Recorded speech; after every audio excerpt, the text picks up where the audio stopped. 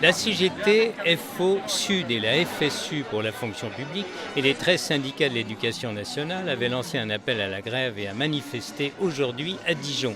Avant tout, dénoncer le gel des salaires des fonctionnaires depuis juillet 2010 qui aurait entraîné une perte de 8% de leur pouvoir d'achat et une forte dégradation du service public. Une fonction publique exsangue, c'est un fonctionnement exsangue dont la population sera la première victime. Je donne deux exemples très simples.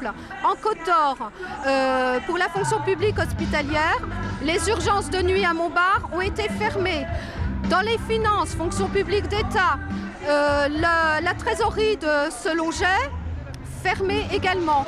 De leur côté, les enseignants, eux aussi des fonctionnaires, après un rassemblement devant le rectorat et une audience avec le recteur, avaient rejoint leurs collègues à la préfecture. Ils demandent la suppression de la réforme des collèges et ses conséquences, bouleversement des programmes et inégalité entre établissements. Dans l'éducation nationale, comme pour les fonctionnaires, le point d'indice est gelé. Et dans l'éducation nationale, la réforme qui va être mise en place va être un moyen pour réduire les heures de cours dans les collèges et donc faire des économies sur le dos des enseignants et des collèges.